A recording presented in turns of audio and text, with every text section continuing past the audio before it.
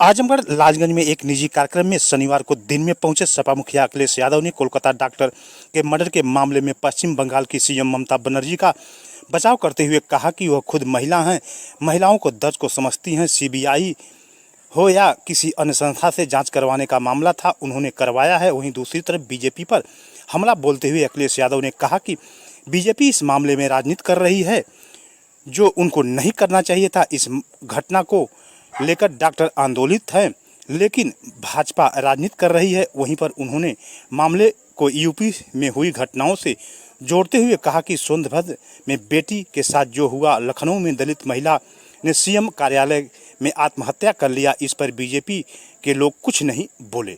पत्रकार अगर आवाज़ उठाता है तो उस पर मुकदमा दर्ज करके उसे जेल भेज दिया जाता है।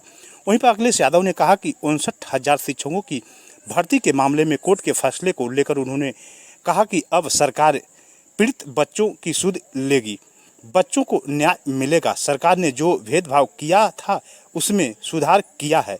वहीं पर उन्होंने 14 अगस्त को आजमगढ़ के नेहरू हाल में सपा विधायक नफीस अहमद और एक सपा कार्यकर्ता के बीच विवाद पूछे जाने के सवाल पर उन्होंने कहा कि यह पीडीए परिवार का मामला है, हम पीडीए परिवार मिल बैठकर समझ लेंगे। वहीं पर उन्होंने यह भी कहा कि मेडिकल की सुविधा बढ़ाई जाएगी, जो मेडिकल कॉलेज यहाँ बना है वहाँ पर सुविधा बढ़ाई जाएगी। बुरा मत मानिए, स्वास्थ्य रिलेटेड मुद्दा है, लेकिन ये जो बात कह रहे हैं हम लोग कभी ध्यान में रखेंगे, जिससे कभी इस तरह का किसी कार्यक्रम में ना बात आए। इंडिया गठबंधन और पीडीए जीतेगा, उसी की घबराहट आपको दिखाई दे रही है सत्ता में। मैं आजमगढ़ के लोगों को बधाई देता हूं और आजमगढ़ को कभी हम लोगों ने विकास में पीछे नहीं रखा है। आने वाले समय में जब सरकार बनेगी तो आप आजमगढ़ को देखेंगे, जिस तरीके से लखनऊ में या प्रदेश में और जगह विकास होता है, उससे भी आगे बढ़कर के आजमगढ़ और आसपास विकास कराने का काम करेंगे, जिसमें बिजली की सुविधा हो, अस्पताल की सुविधा हो, शिक्षा की सुविधा हो और सड़कों की भी सुविधा देंगे। और अपने किसान भाई और बुनकर भाइयों को मैं कहना चाहता हूं, उनके लिए विशेष योजना ला करके उनको आर्थिक रूप से कैसे मजबूत किया जाए, उस दिशा में काम करेंगे। जी, लेकिन जनरली अस्पतालों में आज स्ट्राइक चल रही है की घटना को लेके, उस पर आपका क्या स्टैंड है? मैंने बोल दिया, हमारे पत्रकार साथी ने पूछा था। ममता बनर्जी जी खुद महिला हैं और एक महिला का दुख दर्द वो समझती हैं। उन्होंने कार्रवाई की है और जो उनकी डिमांड्स थी सीबीआई या अन्य संस्था से जांच कराने का, वो भी फैसला सरकार ने लिया है। लेकिन इसके साथ साथ भारतीय जनता पार्टी के लोगों को राजनीति नहीं करनी चाहिए।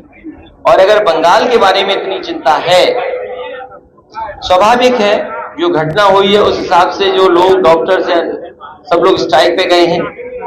लेकिन बीजेपी को घटनाओं से राजनीतिक लाभ नहीं लेना चाहिए, किसी भी घटना से राजनीतिक लाभ नहीं लेना चाहिए बीजेपी को। आप बताइए, सोनभद्र में जो बेटी के साथ हुआ है उसमें क्या बीजेपी कर रही है? या लखनऊ में एक दलित मां ने आत्मदाह कर लिया था मुख्यमंत्री ऑफिस में, मुख्यमंत्री कार्यालय में। सोचिए आप, तभी आप कल्पना कर सकते हैं। और फिर झूठा फंसाना, अगर आप पत्रकार हो, आपने तो खुद फेस किया है, आप सच्चाई से न्यूज चला देते थे, आप पे मुकदमा हुआ है। एक आध पत्रकार शायद यहां भी जेल गया था, बगल के जिले के जेल गए थे, नहीं बगल के जेल से गए थे और इसी जेल में रहे थे, आजमगढ़ की जेल में, याद होगा आपको। तो ऐसी भी सूचना है। सर, समय पे किसानों को पानी नहीं मिला, खाद नहीं मिली, क्या करेंगे? समाजवादी सरकार बनाए किसान भाई लोग।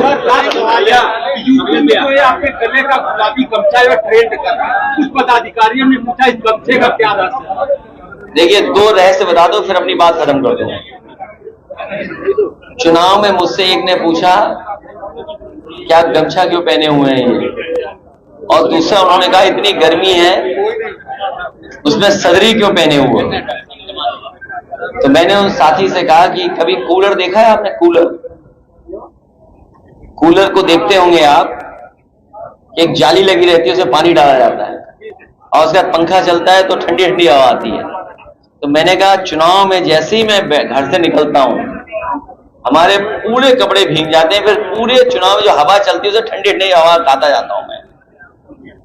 और गमछे का राज ये है कि इसमें आशीर्वाद भी छिपा हुआ है और बहुत से साधु संतों का, क्योंकि लाल रंग ही बहुत करीब है, इसलिए आशीर्वाद है।